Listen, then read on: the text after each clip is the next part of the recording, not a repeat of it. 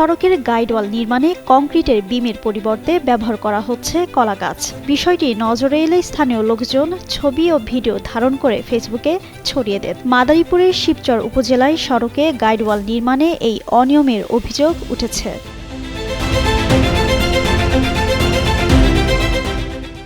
ঘটনাটি শিবচর উপজেলার শিরোয়াইল ইউনিয়নের ৭ নম্বর ওয়ার্ডের চরকাকাইল চৌরাস্তা মোড় এলাকার। স্থানীয় লোকজন বলেন, নিম্নমানের নির্মাণ সামগ্রী ব্যবহারের পাশাপাশি মাটির ওপর কলা গাছ রেখে তার উপর ইটের গাঁথনি দিয়ে গাইডওয়াল নির্মাণ করা হচ্ছিল। চরকাকাইল এলাকার একটি মসজিদের সামনে প্রায় ৩০ মিটার অংশে এভাবে কাজ করা হয়েছে। ভবিষ্যৎ হোক নিরাপদ, বিনিয়োগ হোক বিশ্বস্ত, আর আমার পছন্দ সল্ট বে। ওয়েলকাম টু সল্ট বে। বিষয়টি নজরে এলে স্থানীয় লোকজন ভিডিও ধারণ করে সামাজিক যোগাযোগ মাধ্যমে ছড়িয়ে দেন।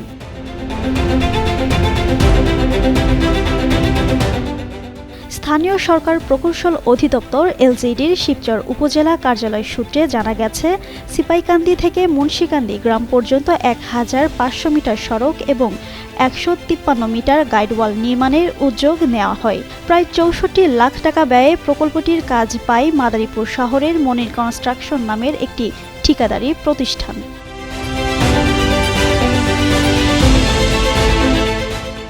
এদিকে সমালোচনার মুখে কর্তৃপক্ষের ওই অংশের ইটের গাঁথনি ভেঙে কলা গাছ সরিয়ে নতুন করে নির্মাণ কাজ শুরু করেছে। এলজিডির মাদারীপুর কার্যালয়ে নির্বাহী প্রকৌশলী বাদলচন্দ্র কীর্তনিয়া বলেন, নজরে এলে দ্রুত কলা গাছ অপসারণ করে পুনরায় কাজ শুরু করা হয়েছে। মেইনটেনেন্স প্রকল্পের রাস্তা যে মেইনটেনেন্সের ওখানে মোট ২০ মিটার রিক্সের প্যালাসেটিং ধরা, ১ মিটার হাইটে। ইলেকশনের ২ দিন আগে ওই সময় ভোট কেন্দ্রে সিসি ক্যামেরা লাগানো এবং ভোট কেন্দ্রের বাউন্ডারি ওয়াল নিয়ে সাবাসিন্দার উপজেলা মিলে এবং আমি সহ সবাই গেছে। ঠিকাদার নিজেও নির্বাচনে নিয়ে গেছে। যখন ১ মিটার হাইটের ব্রিক্স প্যালাসেটিং ধরা, যেখানে প্যালাসেটিংটা ধরা ওখানে যে রাস্তাটার বটম যে আন্ডুলেশন, স্লোপের যে আন্ডুলেশন ১ মিটারের বেশি হাইট যখন হয়েছে তখন দেখা গেছে যে ও চিন্তা করছে যে পাশে যেহেতু কলা গাছাটা পড়া ওইটা নিচে দিয়ে মাটি, এই ও যেটা বলল।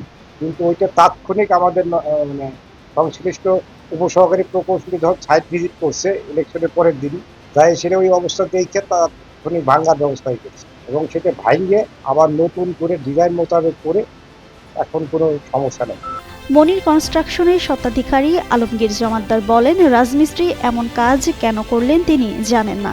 বিষয়টি নজরে এলে কলা গাছ তুলে বিম দিয়ে ইটের গাঁথনি দেওয়া হয়েছে। জিন্নাত আরা ঋতু, যুগান্তর নিউজ।